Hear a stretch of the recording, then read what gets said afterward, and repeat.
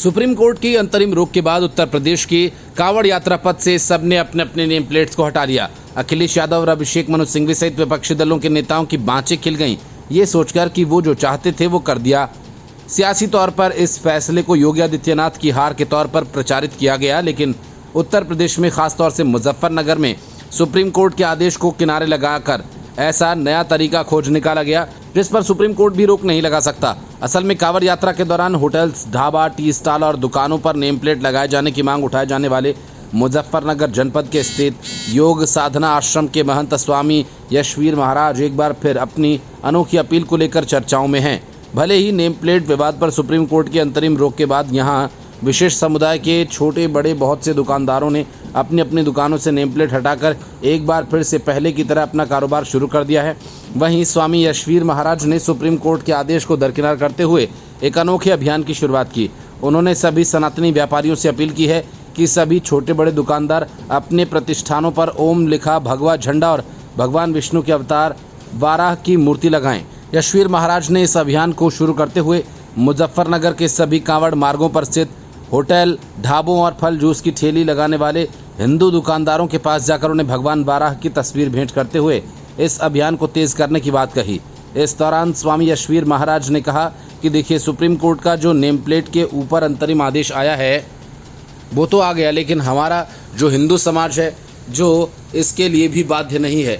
मेरा सभी सनातन के मानने वालों से ये कहना है कि यहाँ भी आपका होटल, ढाबा, चाय की दुकान, जहाँ भी मिठाई की दुकान, जूस की दुकान, फलों की दुकान, खाद्य पदार्थ की कोई भी दुकान है या उस पर आपने अपने पिता का मोटे अक्षरों में नाम लिखो और अपने आधार कार्ड की 2 कॉपी लगाओ, साथ ही उस पर भगवा रंग के ओम का ध्वज लगाओ, वहीं भगवान वाराह का चित्र लगाओ। जिस होटल पर, जिस दुकान पर, जहाँ खाने का सामान मिलता है वहाँ पर भगवान वाराह का चित्र है तो आप वहीं भोजन करें या कुछ भी खाएं, क्योंकि भगवान वाराह का जहाँ पर चित्र है वहाँ पर भोजन में थूकने का, मूत्र करने का या गोमांस डालने का ऐसा घृणित कार्य नहीं होगा। उनका कहना है कि जहाँ पर भगवान वाराह की मूर्ति या चित्र है वहाँ आपको शुद्ध भोजन मिलेगा, इसलिए भोजन करने से पूर्व ये सब देख लें और भगवान वाराह की मूर्ति जहाँ हो निश्चित होकर अपना शाकाहारी सात्विक भोजन करें। उन्होंने आगे लिखा कि देखिए, मैं कांवड़ियों से यही कहना चाहता हूँ कि श्रावण मास चल रहा है और ये भक्ति का मास होता है और इस मास में बहुत भक्ति की जाती है, साथ ही खान पान का भी ध्यान रखा जाता है।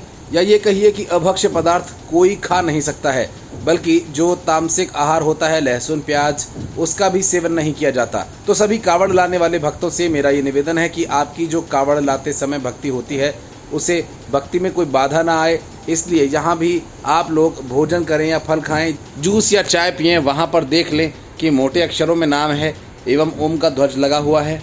आधार कार्ड की कॉपी के साथ साथ भगवान वाराह की मूर्ति है और जहाँ पर भगवान वाराह की मूर्ति होगी बिल्कुल आँख बंद करके भोजन कर लें, वहाँ सात्विक भोजन मिलेगा एवं न भोजन में लहसुन प्याज होगा और न उन गैंग के द्वारा जो थूकने वाले, मूतने वाले गैंग हैं या गोमांस मिलाने वाले गैंग हैं उनसे आप बच जाओगे और सात्विक भोजन वही मिलेगा।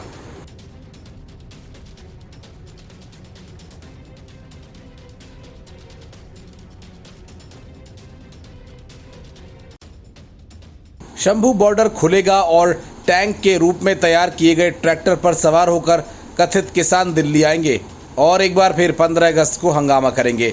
लेकिन सुप्रीम कोर्ट ने किसानों के इरादों पर पानी फेर दिया। शंभू बॉर्डर अभी बंद ही रहेगा। सुप्रीम कोर्ट के इस फैसले से सबसे ज़्यादा झटका कांग्रेस को लगा, क्योंकि जिस वक्त सुप्रीम कोर्ट में इस मामले की सुनवाई चल रही थी, राहुल गांधी किसान नेताओं के साथ मीटिंग कर रहे थे।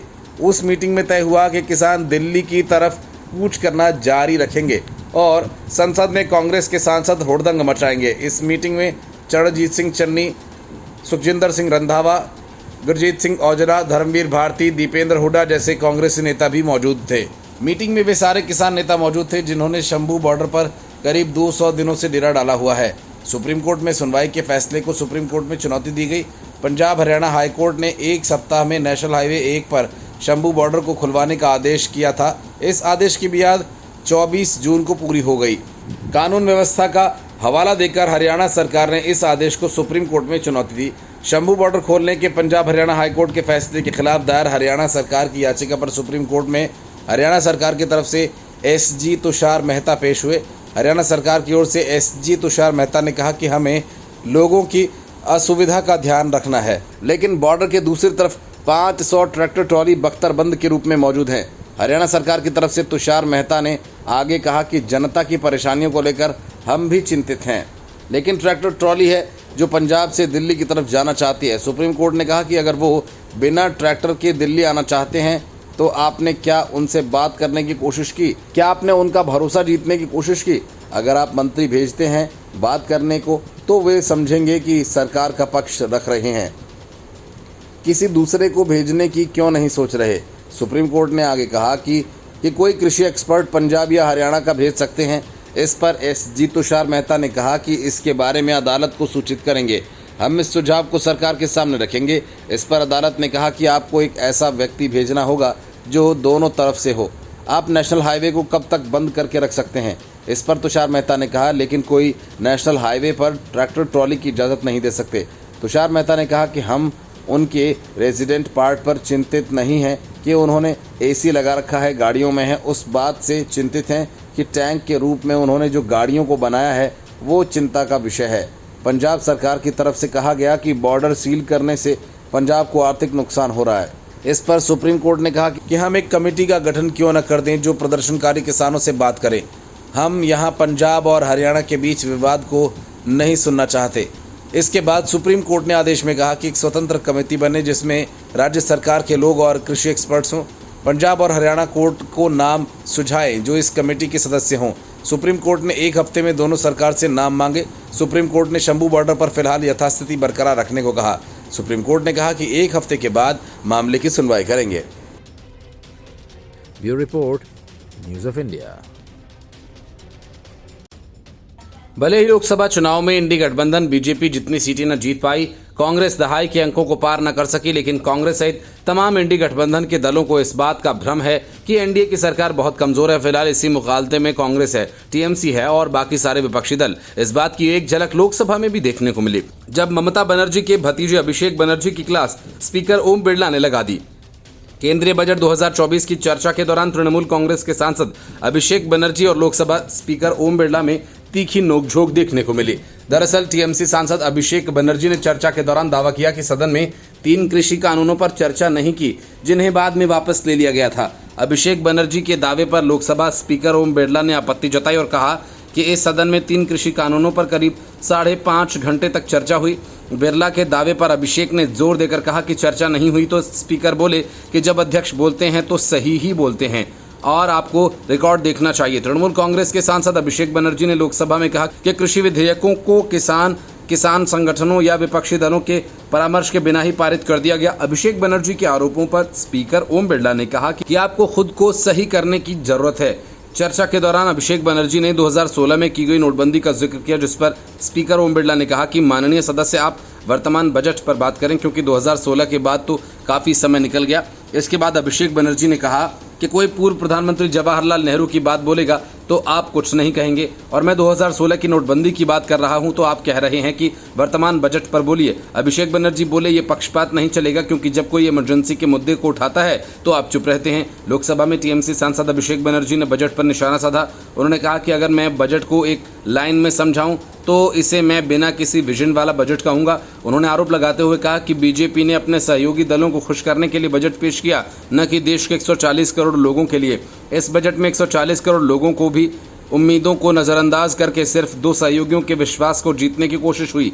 अभिषेक बनर्जी ने संबोधन के दौरान कहा, बीजेपी पर निशाना साधते हुए, गठबंधन का मतलब समन्वय होता है और कोई भी उसे मोदी 3.0 नहीं कह रहा। इस सरकार को खुद बीजेपी के मंत्री भी मोदी 3.0 नहीं कह रहे। ये सरकार काफ़ी अनिश्चित और नाजुक है, कभी भी गिर सकती है। अंत में अभिषेक बनर्जी ने कहा कि सब रखिए और कुर्सी की पेटी भी बांध लीजिए क्योंकि मौसम बिगड़ने वाला है।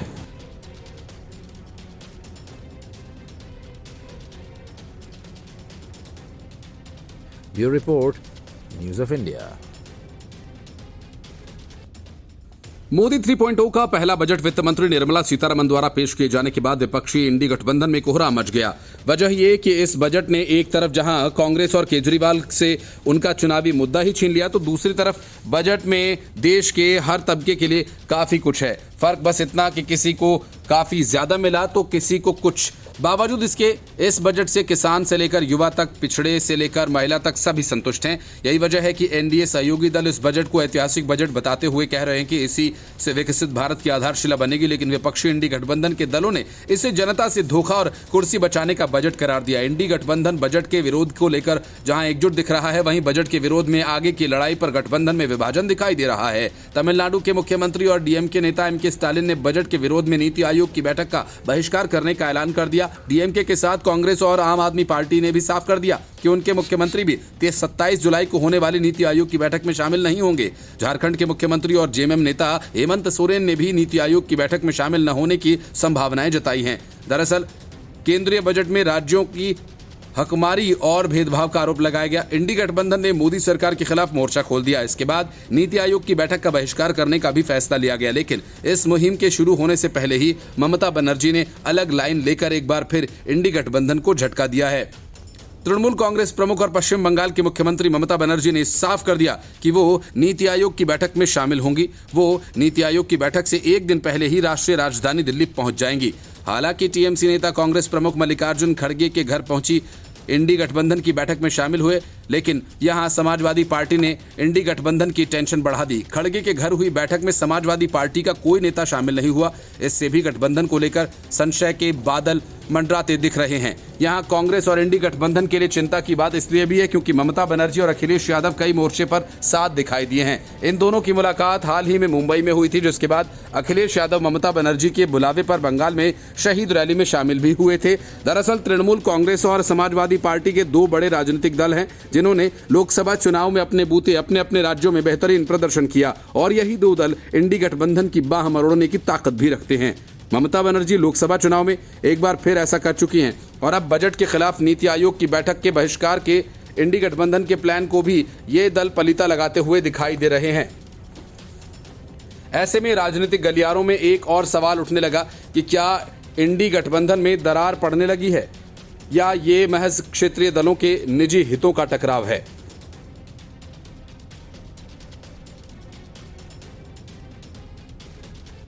आम आदमी पार्टी के पास सिवाय अरविंद केजरीवाल के नाम की माला के जपने के कुछ बचा नहीं। खासतौर से बजट पेश किए जाने के बाद से आम आदमी पार्टी की मुफ्त की रेवड़ी छाप सियासत को गहरा धक्का लगा है। आगे हरियाणा और दिल्ली के विधानसभा चुनाव होने हैं जो आम आदमी पार्टी के लिए महत्वपूर्ण हैं, लेकिन अरविंद केजरीवाल शराब घोटाला मामले में तिहाड़ में हैं। इसलिए बजट को लेकर अपनी रणनीति तय करने के लिए विपक्षी दलों के नेता जब मल्लिकार्जुन खड़गे के आवास पर जुटे, तब आम आदमी पार्टी के संजय सिंह ने अरविंद केजरीवाल का रोना शुरू कर दिया। संजय सिंह चाहते थे कि पूरा विपक्ष सब कुछ छोड़ पहले केजरीवाल के समर्थन में बयानबाजी करे, संसद में विरोध प्रदर्शन करे, लेकिन संजय सिंह के केजरीवाल को लेकर संयुक्त बयान जारी करने और एक संयुक्त विरोध प्रदर्शन करने को लेकर भी गठबंधन के सहयोगियों की तरफ से कोई उत्साहजनक उत्तर नहीं मिला। बैठक से निकलने के बाद संजय सिंह ने बताया कि बैठक में अन्य मुद्दों के साथ ही अरविंद केजरीवाल जी का भी मसला हम लोगों ने रखा। उनका शुगर लेवल 36 बार 50 से नीचे जा चुका है। जॉइंट स्टेटमेंट जारी करने की बात और जॉइंट प्रोटेस्ट करने की बात भी रखी।